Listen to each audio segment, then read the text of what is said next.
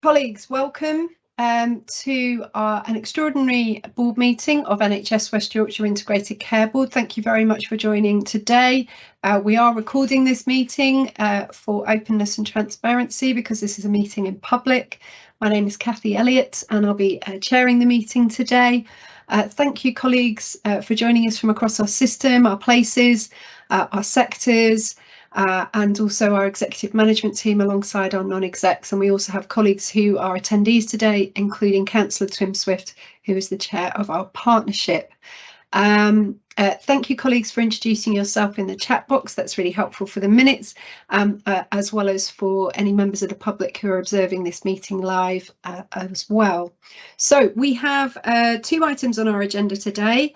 As you know, looking to note the annual report and accounts for the formal clinical commissioning groups, the CCGs, in the first quarter of 22-23.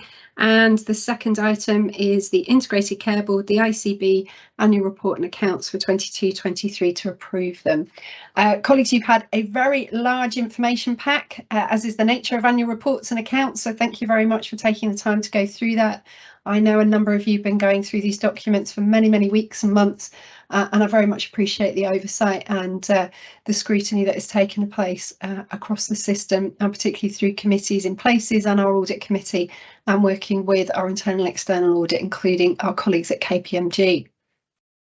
So first of all, we'll take, are there any declarations of interest in relation to today's agenda? Please just put your hand up or put anything in the chat box if you need to. No. Okay. And for members of the public watching this meeting live or on record afterwards, we do have a matrix of interests that are available, which provides for you very openly and transparently, as we like to do in NHS West Yorkshire and across our partnership, declaring the perceived and maybe actual conflicts that we work proactively to manage. And there is a record there if anyone wants to have a look at that online.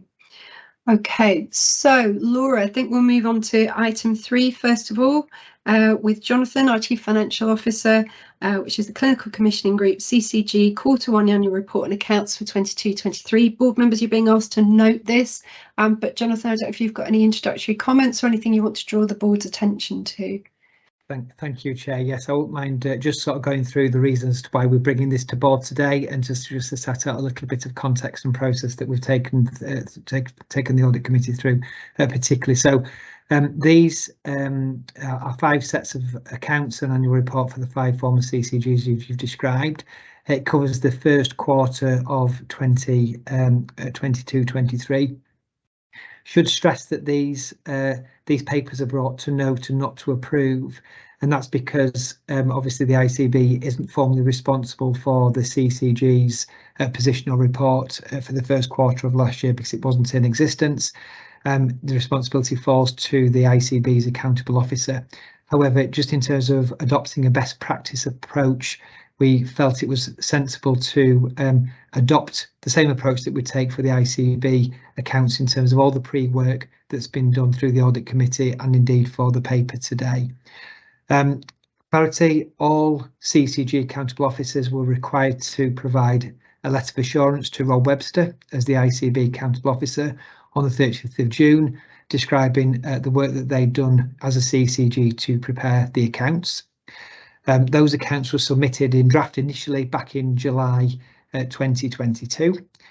The annual reports were considered at the ICB's audit committee in September 22, prior to being submitted to NHS England in October. I'm pleased to report to the board that the intention is that for all 5 CCGs, the auditors will be issuing an unqualified and unmodified audit opinion. All 5 CCGs received a significant assurance level through the head of internal audit opinion as well. There's a document which some colleagues will be familiar with that's received from all of the external auditors called the ISA 260, which is a more detailed report that's issued to the audit committee, setting out the process that they followed and any findings that the auditors would want to bring to the audit committee's attention through that process. We've obviously had the latest version of all 5 ISA 260s. The one that we received from Grant Thornton was on the 8th of June. That just highlighted some additional work that required to conclusion around the remuneration report. That has now concluded, and we received 4 final draft versions of the ISA 260s for the other 4 CCGs yesterday from KPMG, and they were all complete, as other than some very final checks that arrived once we've approved the accounts. What's also in the pack are 5 letters of management representation that Rob will sign on behalf of the board in this instance, that sets out responsibilities and in terms of any information that he may be aware of and needing to bring to the auditor's attention. So for the next step for these 5 sets of annual reported accounts for the CCGs is to note it today. It would be helpful though if there are any reasons that board members would want to identify that would preclude Rob from signing that report, recognising that the formal approval sits with Rob, but this is the opportunity to do that today. If there are any issues that colleagues would want to draw to Rob's attention. If there are no issues, we will proceed with submitting the final version of the reporting accounts to the auditors. They'll then issue the formal audit opinion, and then they'll get submitted by the timeline of Friday. Thank you very much, Jonathan. Can I just check with you? We had a full documentation presented to the board last week, but we then had some corrections on the accounts. Is there anything you want to highlight with us there? Were there 2, perhaps even 3 sets of accounts that just needed updating or revising? There were. So this is a real sort of belt and braces approach. So some minor changes to presentational detail, both in terms of the remuneration reports, pensions disclosures, and some rounding issues as well. So really just there for completeness. Thank you very much. Jane, as audit chair for the Integrated Care Board, over to you. Yeah, thanks, Kathy. And I'm not going to take much time at all, really. Ordinarily, we might have had the minutes from the meeting. So just to confirm, as Jonathan's reported, that we have reviewed both the reports and the financial statements and the audit reports from both external and internal audit, and were satisfied with the work that they'd done. And I have, since the meeting, the latest meeting that we had, any final changes that were expected between then and today's meeting, I have seen and reviewed as well, delegated by the audit committee. So we were comfortable that you know, Rob is in a position to sign these and for them to be submitted as intended. And can I just say also, it's quite a long time ago since the period to which these reports relate, and many thanks to the finance team at the ICB and the network, but also colleagues in the places who've been participating and contributing, responding to audit queries, etc. But it's really great to have had such clean reviews from records so what seems like quite a while ago now. So much appreciation from the committee, I'm sure, as well as Jonathan and team. Thanks. Great, thank you, Jane. Yes, and we know internal audit saying that there is significant assurance, very satisfactory letters coming from the external auditors as well. And I think for any members of the public who are watching now or would watch afterwards and in looking at the documentations, as you go through those reports of the former CCGs, the reason for the Q1 requirement is that the setup of integrated care boards under the Health and Care Act was delayed by 3 months. It was first of all aimed around the 1st of April last year and then moved to the 1st of July, which is why we're looking at this set of accounts. The other thing that you may notice as a member of the public is some people who are board members now also feature in those previous reports in clinical commissioning group days, and it means that their roles have changed or transitioned into the new workings of the Integrated Care Board, and that refers back to the way in which we declare our conflicts of interest as well, which is online.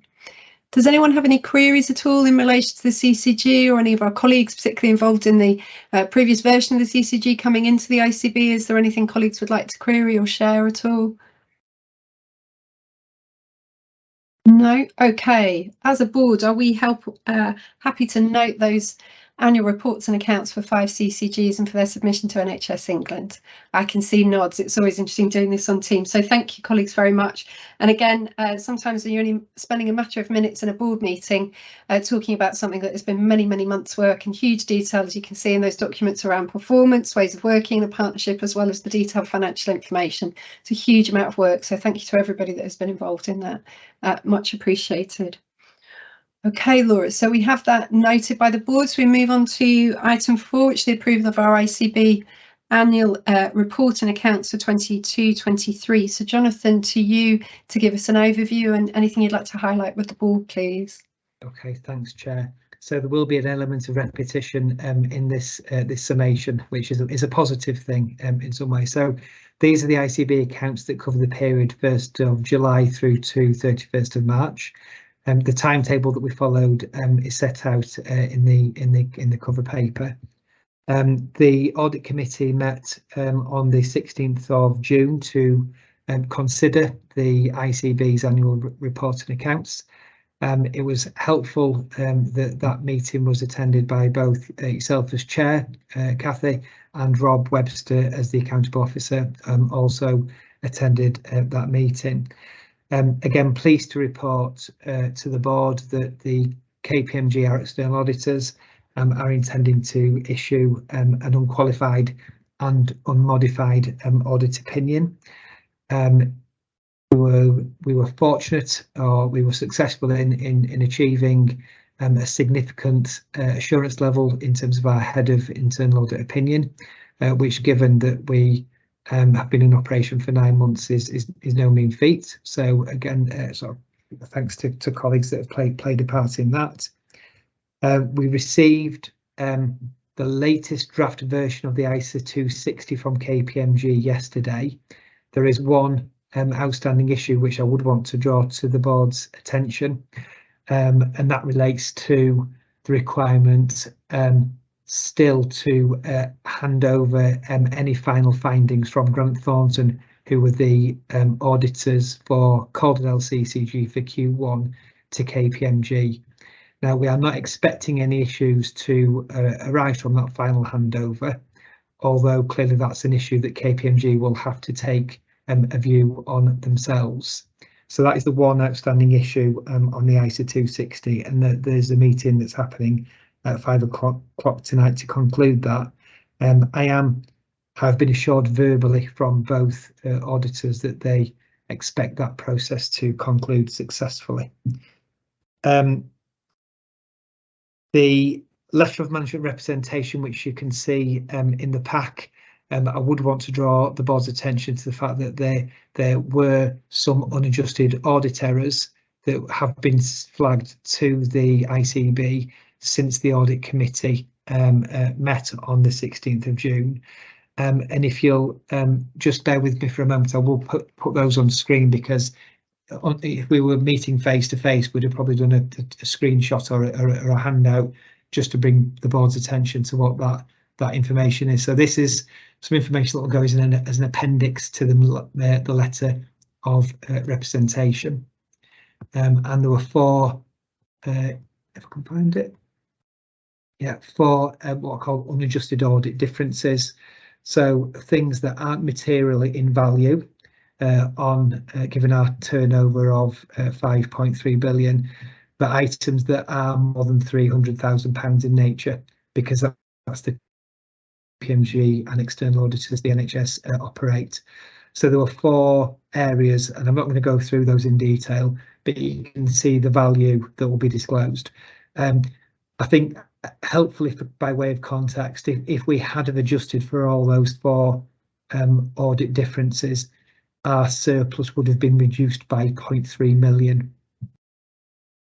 which again, on a surplus of 4.6 million and an allocation of 5.3 billion is a very small value, but that's there for completeness today.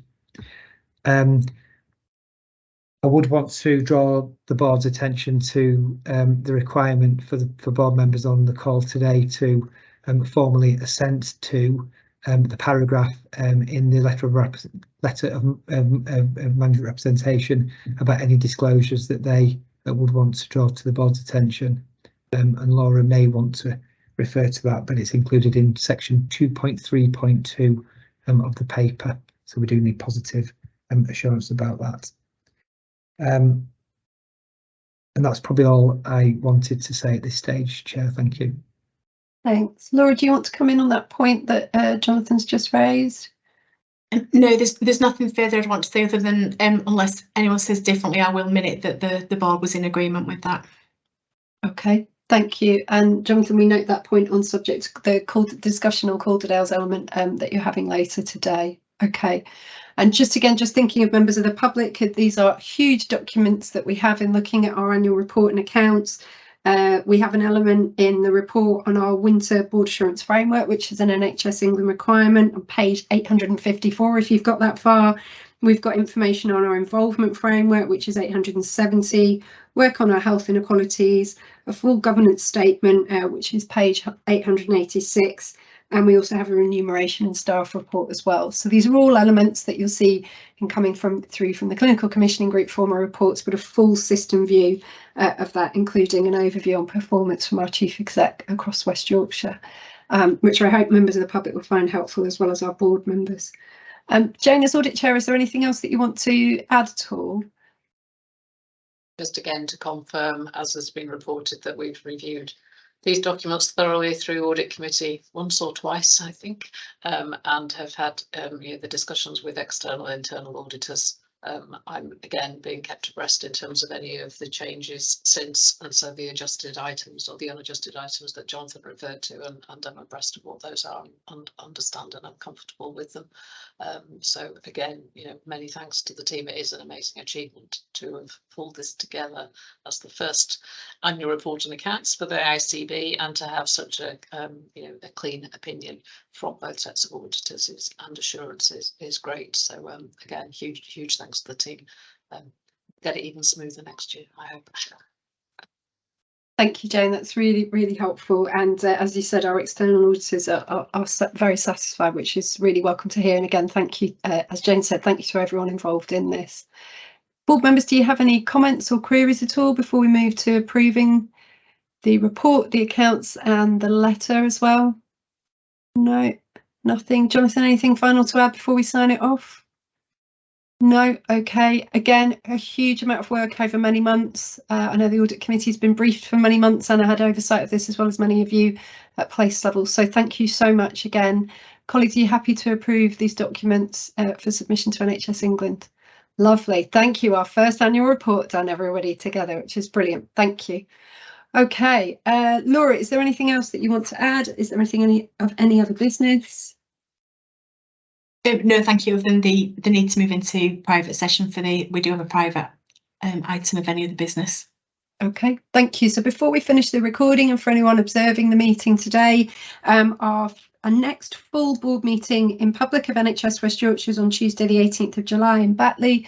Full details are available online, and we're very much open to taking questions from members of the public up until 24 hours before the meeting, and the agenda will be published online with the documents a week in advance. And thanks already to anyone who's already starting to contribute to that, and we will have a focus on session on integrated community services. So board members, I'd just like to ask you if you're happy for us to move into a private meeting now to talk about a sensitive item, which is the reason why we have short private meetings on occasions.